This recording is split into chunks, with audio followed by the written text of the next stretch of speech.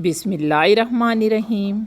आज हम अबुल कलाम आज़ाद की मशहूर किताब गुबारे ख़ातर को देखेंगे।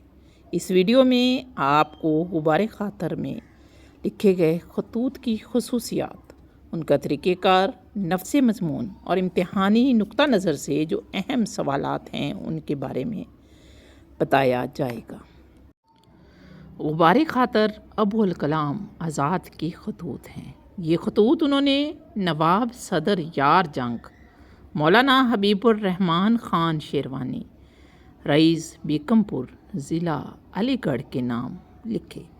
ये खतूत जो हैं एक मजमूए की सूरत में इकट्ठे किए गए और उसे गुबारे ख़ातर का नाम दिया गया।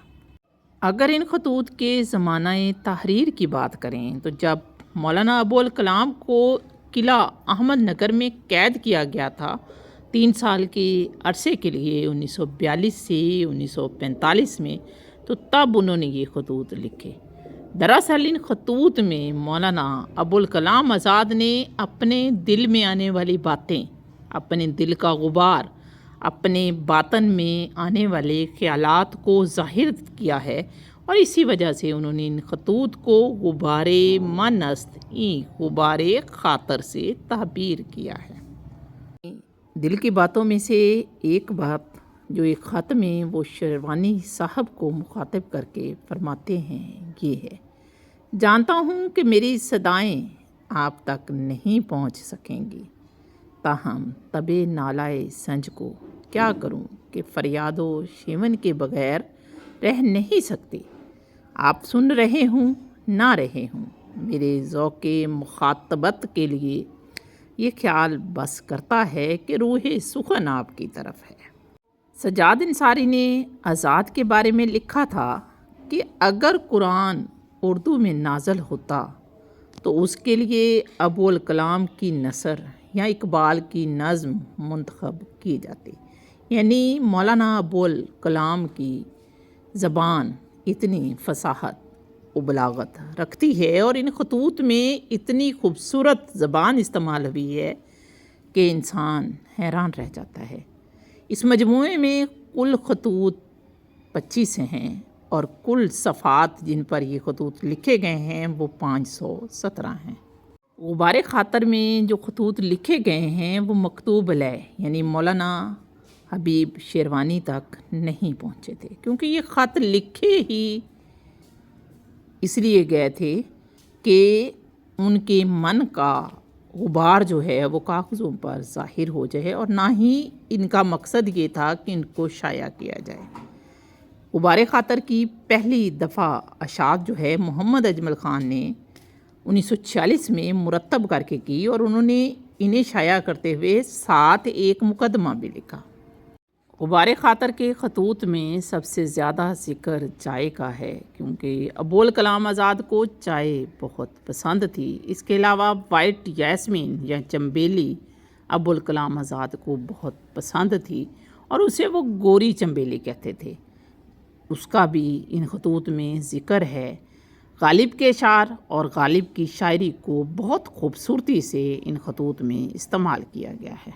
अगर खतूत की तरतीब वार बात करें तो पहले ख़त की तारीख़ 27 जून 1947 है और आखिरी ख़त की तारीख़ 16 सितंबर 1943 है। खतूत के मजमूए का नाम मौलाना अबुल कलाम आज़ाद ने गुबारे ख़ातर मीर अज़मतुल्लाह बेखबर बलग्रामी की रिसाला से मुस्तार लिया है। दिबाइचा बहुत मुख्तसर है।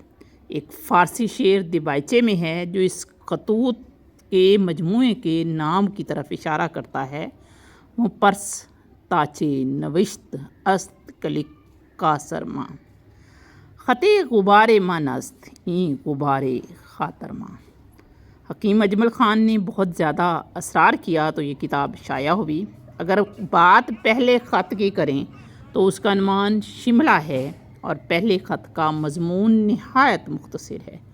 ख़त का कुल मज़मून बस इतना सा है, ए गायब हम नज़र के शुदी हम नशी दिल मी हनीमत इयाओ दवामी फुस्तमा, जिसका तर्जमा ये है कि दिल कहानियों से हकायतों से भरा हुआ है मगर زبان درماندۂ فرصت کو یارانے سخن نہیں، یعنی میں آپ سے بات نہیں کر سکتا، مہلت کا منتظر ہوں، اور پہلا خط ختم ہو جاتا ہے۔